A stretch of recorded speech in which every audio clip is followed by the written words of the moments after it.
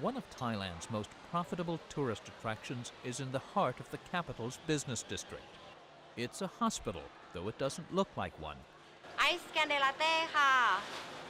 The $100 million Bumrungrad Hospital complex, with its Western restaurants and mall-like atmosphere, was built 20 years ago for well-to-do Thais. But now hundreds of thousands of foreigners are making it their travel destination. Curtis Schroeder, an American, is the CEO. We saw about 50,000 international outpatients in 1996. This year will be closer to 350,000 patients that are non-Thai coming to this hospital.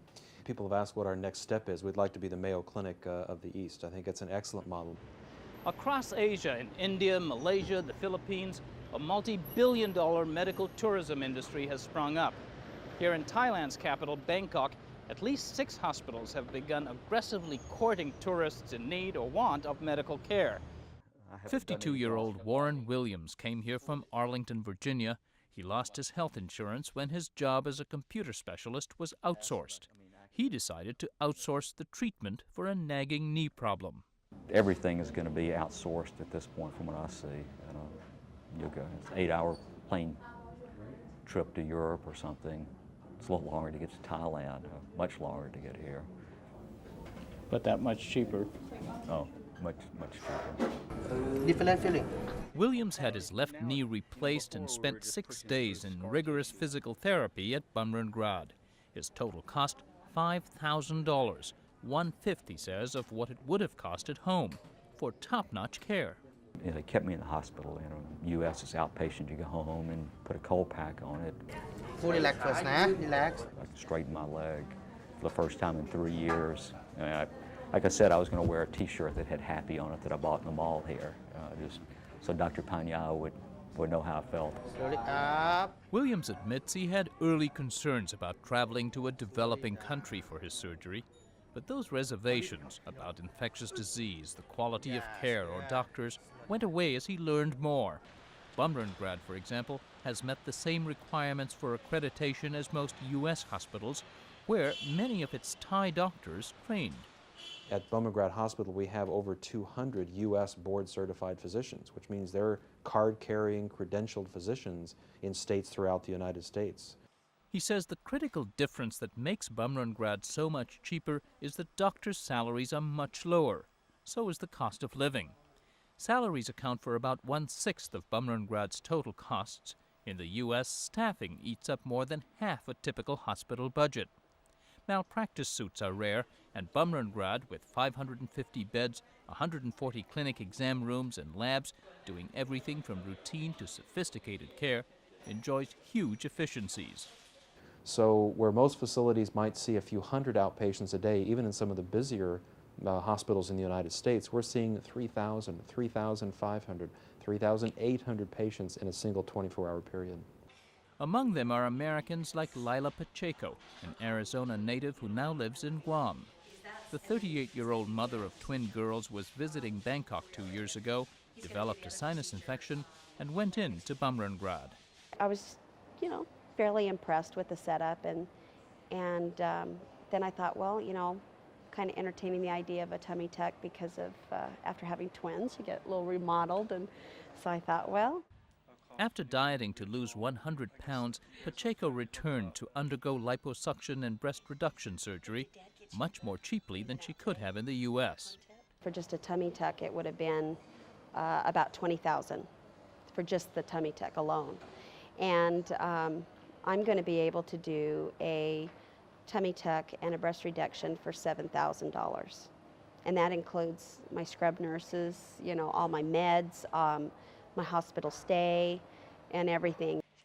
Including a 1-bedroom suite attached to the hospital where her husband and twin 11-year-olds helped her convalesce. The care, she says, has been meticulous, unhurried, and cautious. She, in fact, had to return twice. Actually, I was on the operating table that morning. He got back the second group of blood tests, and he said, you know what, we're canceling the surgery. I'm going to send you home, and we're going to have to do this later. You don't need it bad enough. I was really impressed with Dr. Pumi, and this makes me feel even more comfortable the second time around to try this. Most patients pay for their own care. Aside from bargain-seeking Americans and the well-heeled from Thailand and nearby Asian countries, they come from Europe and Canada, where nationalized systems can mean months-long waits for things like a hip replacement. This year, Bumrungrad will see 50,000 Middle Eastern patients, 10 times the number treated in 2001. Many used to travel to the U.S., but post 9/11 can't get visas quickly. And about a third of the doctors have also come from abroad, like Lila Pacheco's surgeon, Amorn Pumi. I just went to make a round and saw her about half an hour ago. She's doing fine, she's awake. Dr. Amorn attended med school in Thailand, but went on to spend 25 years in clinical practice in Modesto, California. Like other colleagues who've returned, he says the lure of home and the chance to help build a first-rate healthcare system brought him back to Thailand. He says the new hospitals like Bumrungrad, though unaffordable for most Thais, will improve overall standards of care. Thailand has low cost or free health care for all citizens, but the quality of care is not considered up to international standards.